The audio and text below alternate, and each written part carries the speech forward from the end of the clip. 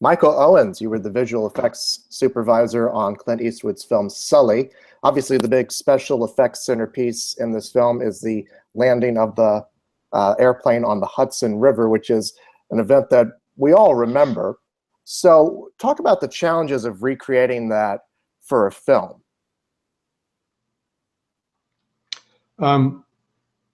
Well, the couple of challenges are you can't fly an aircraft. It went but we needed to be historically very accurate, and we tried very hard to do that with Sully himself. And so it was quite a little juggling thing to figure all that stuff out. Also, the Hudson River is a very dangerous, very, very strong currents that change every 6 hours. Filming on that proved to be a limited ideas, but basically we had to juggle all that stuff to be able to get the footage and or the reference that we needed to create either shots on the Hudson, partial shots in a backlot with a A320 jet. So we had to, it was quite a puzzle, actually. Well, take us through some of the initial steps. How do you start? You've worked with Clint Eastwood quite a bit for almost 20 years now. So where do you begin in the process with that? One of the things that's great about working with Clint is, and worked together so many times, there's sort of a common understanding of what's going on and what's expected and sort of how we approach things. And Clint is never, tied to a strong style. I mean, he has his filmmaking style, but that isn't necessarily his style. And a lot of the crew, the director of photography, the AD, designer, costume designer, editor, we've all worked with them a lot and know sort of the shorthand of how and what in sort of representing him, like we know what he's looking for, and so we'll go and do that kind of stuff. In this case, because the puzzle was so complicated to how to film these images, either through computer graphics or through photography, we as a group figured out sort of like, and then we, because we know Clint and he trusts us, then we propose that to Clint and then go, okay, this is how we're thinking of going. What do you think? And he questions and stuff, and we go, well, we kind of went down that road, but safety-wise, we were nixed on that. So this is what we came up with.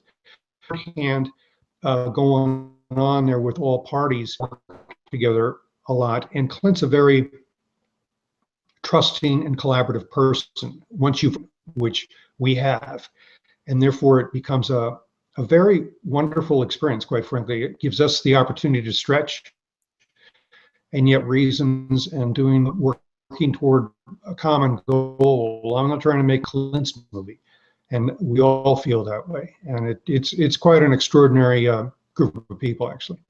Mm-hmm. So then, take us through how much of this was practical special effects and how much of it was computer generated?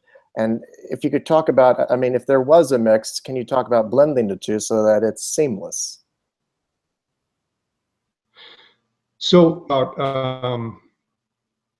the actual rescue because everything up there, total visual effects, CG, or background plates, aerial plate stuff. But if we after the landing, it's the rescue time on the Hudson that gives you the about this. And basically, we had a chance to photograph certain types of shots minus the aircraft, because the aircraft could not be put on the Hudson. We had the opportunity to have ferries to we could use them. So we coordinated ferries as best we could. Also had the use of helicopters. So we had sort of that, the Hudson River.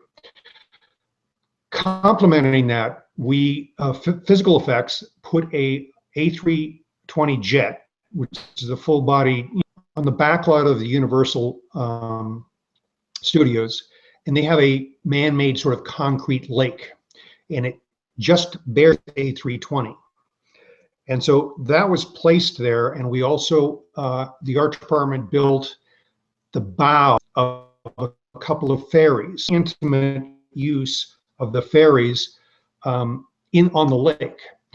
So effectively, the shots met with people, close-ups of people on the aircraft, or interchanging ferry was all done on the backlot. Visual effects ended up obviously changing the complete background and changing out all the water and everything else. So you're really getting the element of the aircraft, the people, and the ferries in close proximity. Before shots, they were approaching or whatever, that's Hudson and or completely virtual. Complete virtual of what was shot on the Hudson with the augmented effects and what was shot on the, which a lot of visual effects also to complete the, given that was sort of what, you know, the problem and the solution were. The actual crash landing, full CG use. Occasionally, they did allow me to go relatively through the path to be able to create background plates for us to put CG planes in, or also what we used for the cockpit. You know, the backgrounds inside the cockpit was actually footage, sometimes manipulated, but footage that we shot to get that. So there's sort of there's the flight, there's the water landing, and then there's the rescue, and it all kind of put together in that form. Right. Now I'm assuming also when the birds flew into the engine, you didn't really kill birds. So was that complicated to do as well? How do you create a realistic looking animal flying into the engine of a plane? Those are completely virtual shots. Those are all CG, complete CG created shots. So the aircraft CG, all the explosions, everything else. So yeah, no animals were hurt on this production. But that's a typical thing where, you know, you had to figure out, well, we can't shoot air, and that would be preposterous with a jetliner. We could shoot empty backgrounds to put things in, but in that case, it was fully CG. Gotcha. Now, we talk about this big centerpiece, but were there any other subtle uses of visual effects that perhaps you wouldn't notice otherwise in the film? Maybe backgrounds or things like that that you had to create? Well, almost all of the backgrounds on the Hudson were composited in there, making what they mean. We went around and photographed forever skyline or the coastline of both sides of the river. We also, one of the things that people may not understand is in the opening sequence where there's a nightmare of him actually crash landing in Midtown Manhattan, I couldn't fly, I wasn't shooting anything over that area. So we had to literally create in a computer. So all of Midtown Manhattan was created in the computer, didn't exist. So in order to get that, obviously we're building the architecture, but then the crew, all of those buildings, every facet of those buildings, all, you know, 5th, 7th Avenue kind of thing. And so that is, you know, sort of endeavor. It's obviously doable, but it's a big task. And unfortunately, we weren't obviously allowed to fly through there. So that was the only way to go about it for the nightmare. So all of the nightmare was based on virtual footing in CG composites. It's a lot more visual effects shots in this movie than you'd at first imagine. There were 850 shots. People wouldn't know that. There's all kinds of other subtle stuff going on, but that's part of what I enjoy is the challenge of trying to have, and you know, it's like, no, you're not supposed to see what I do. You're just supposed to go with it. And Well, you've worked on a wide variety of films throughout your long career. I just want to read off some of your credits. E.T. the Extraterrestrial, Star Wars Episode 6, Return of the Jedi, Indiana Jones and the Temple of Doom, Witches of Eastwick, The Doors, Bringing Out the Dead, Gangs in New York, Tropic Thunder, and then all the movies you've done with Clint Eastwood. What have you learned and gained throughout your career? Are you still able to learn new things as you go along? And how has visual effects, how have visual effects developed throughout the time that you've been working in them? Something to learn. I mean, and also the other thing that each film brings a whole new challenge. It's not, ideas obviously in every film story, and there's a new challenge usually often. And because the state of visual effects has gotten so sophisticated, capable, there aren't very many limits to what can be done and to be done well in photorealism. So the industry has changed greatly just from that, and the movies that are being made are there because it can happen. And in the past, about Star Wars, ET, and whatever, those were very limited things to be able to do because the technology was not as and flexible. Whereas today, you can do anything. And an example with Clint's filmmaking, and quite frankly with others, Martin Scorsese or Oliver Stone, the point was to try to understand their physical filmmaking style and what they were trying to achieve, and to go with the flow as best possible without interrupting how they go about it. Things have to change, okay, we're shooting on the Hudson, we're shooting on the back, for the same shot. So it gets a little complicated, but you try to make it as straightforward and simple for them to approach their film the way they normally do. And sometimes it's a bit of an education, sometimes, it is complicated. I try very hard to make sure that I dovetail into these directors as simple as possible so that they're not taxed by a technique that they're not comfortable with.